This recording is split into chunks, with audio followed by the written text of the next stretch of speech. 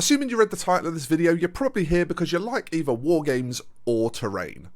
I love terrain like many of you, but I am the most uncaring board father in the world, and I often really struggle to find time to fill my gaming table with beautiful furniture for battle. And the main problem I've always had with this is I feel like when I look at MDF terrain, at least for myself, it feels a bit oversimplified, and I feel like I want to spend ages really sprucing it up, adding stuff to it, doing loads extra to it. Whereas on the opposite end of the spectrum, the injection molded plastic terrain feels kind of over-engineered to me, like there's really no input needed from me. I just paint it according to a fairly strict set of ways that it can be painted and call it done. There was no middle ground for me to find satisfaction. The ideal for me would be something where I could get away with just building and painting it if I just wanted to do a pretty simple job, but also something that kind of invited me to do a bit of modelling, to have a bit more of a project-like approach to it, if that was something that I was in the mood for at that time.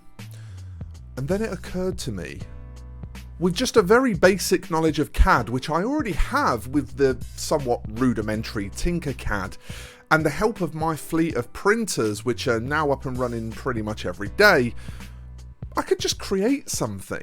So what follows is a bit of a story about the creation process for my own system of modular terrain, some photos, some stories of how it all came together and the such like. I really hope you enjoy this as much as I enjoyed getting stuck into it.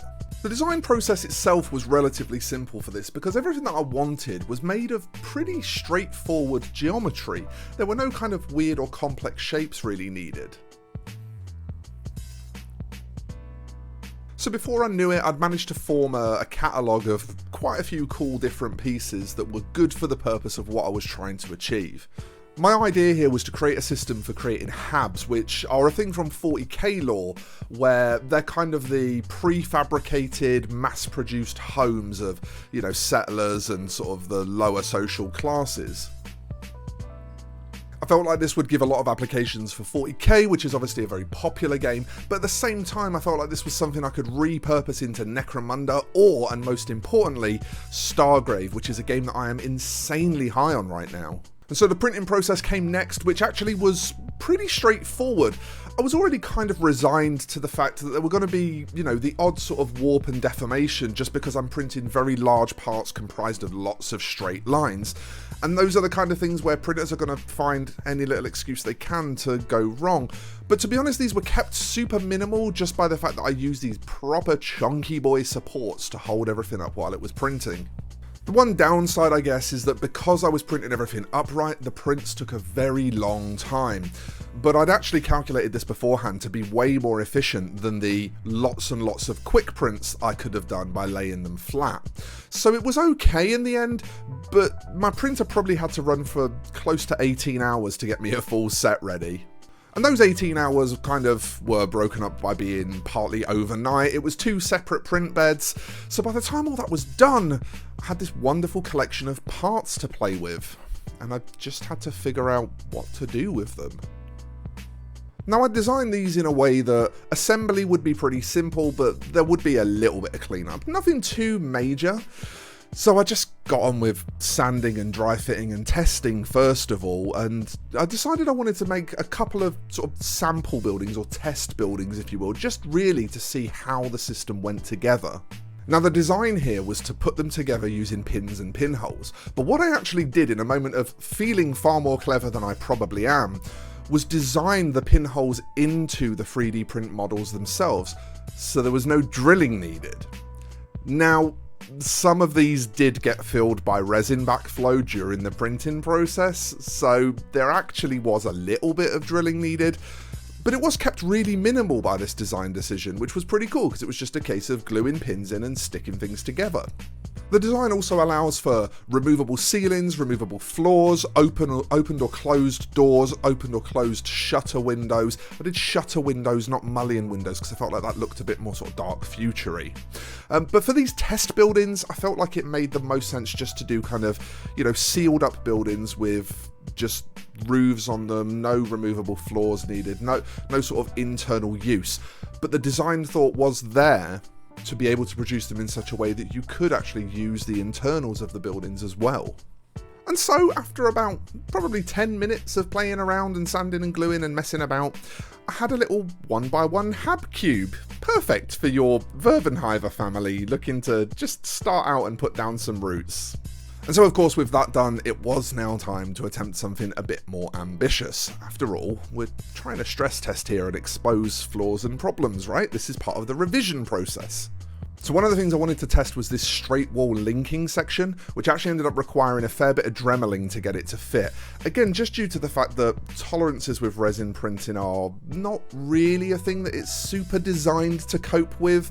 So I did have to get pretty nifty with the Dremel to sand this out to make it all go together, but in the end it did mean that I had a longer wall sections, so I could now attempt to build something a little bit bigger. And wall linking was actually also where the first snag occurred, the first problem that I discovered during the process. And that was that when making an L-shaped set of walls, there would be a little gap along one of the straight walls where it would need linking, and there would also be a gap in the corresponding ceiling. And I hadn't realised this during the design process. However, fixing it was just as simple as a quick trip to the CAD to design a couple of parts. I had notes of all my measurements already, so I knew exactly how big these things needed to be, and I could just very quickly chuck them together and get them sent to the printer. However, of course, while I was waiting for those two little extra parts to print, I didn't really want to just sit around like a lemon being bored. So I decided to experiment with one of the other things that I'd kind of dreamed up for this project. Ruins. By taking various instruments that wouldn't be out of place in a Tarantino torture scene and doing things to a project that you really probably shouldn't do after being 2 solid days into working on it, I was able to break and scar and chip and wear and tear these pieces into actually really convincing ruins really quickly.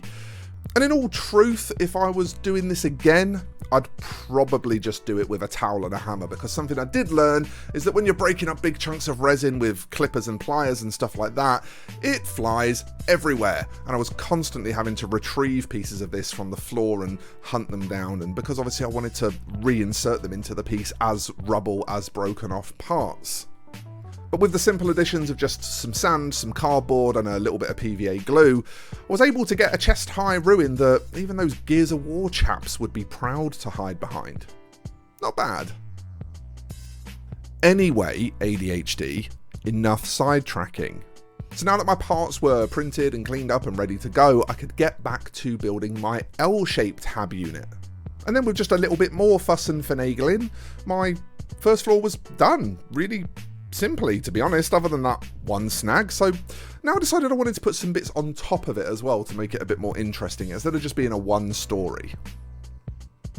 So whilst this system does actually support stackable multi-stories, I decided for this one I just wanted to go with more chest-high walls, because apparently cover-based shooter games are a secret influence of mine that I had no idea I had.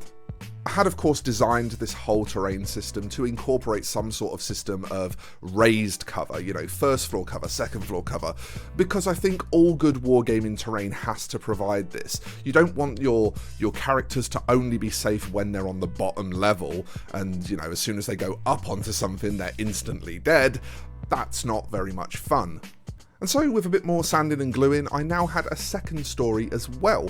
I even found this little sort of combination of a half post and a couple of those wall extender adjoining pieces that I made actually served really well as a kind of fencey sort of thing, which wasn't even part of the intended design. So, you know, there's even room to just mess around and use parts in ways they're not supposed to be used. And after all of that, all that was left to do was get them painted up to see how they actually look with some paint on them.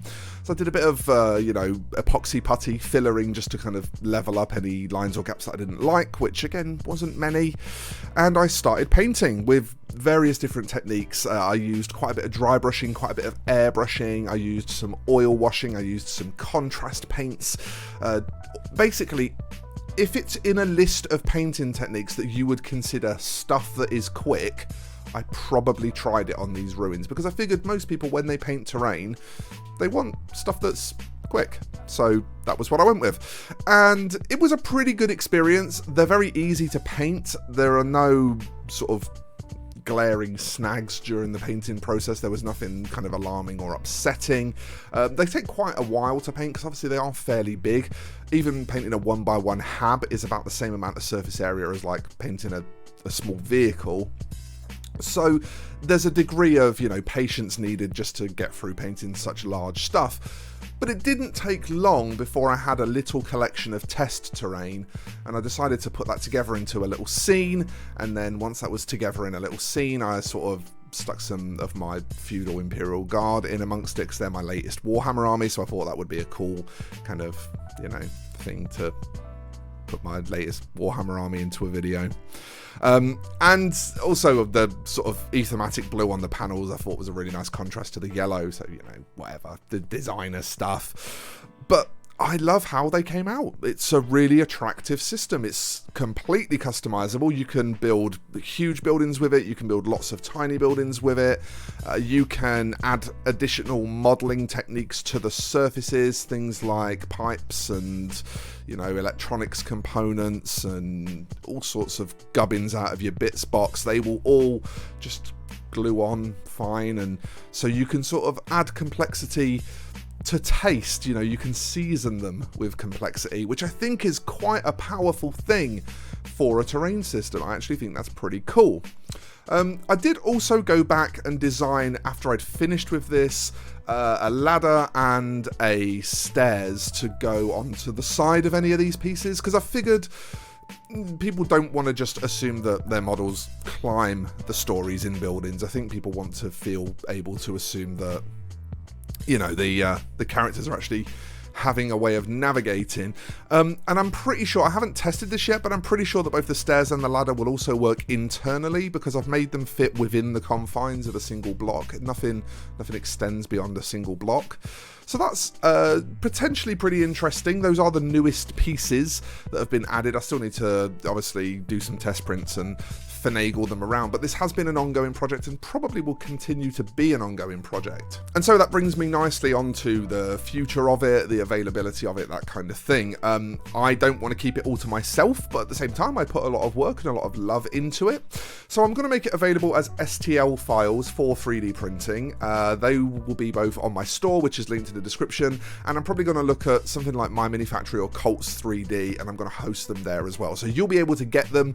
There will be, you know, a small compensatory charge for the fact that I put a lot of bloody time into them, but they will be available if you like them, if you think they're interested and you want to try them on your table. I am also going to continue to support them, so I will continue to release new stuff for them and add that to the pack. So as time goes on and I get ideas for new things that I want to add into this system, they'll just be added to the pack, and the price of the pack won't ever really change. It'll, you know, just get the odd extra bit added to it every couple of months as I have a moment of inspiration.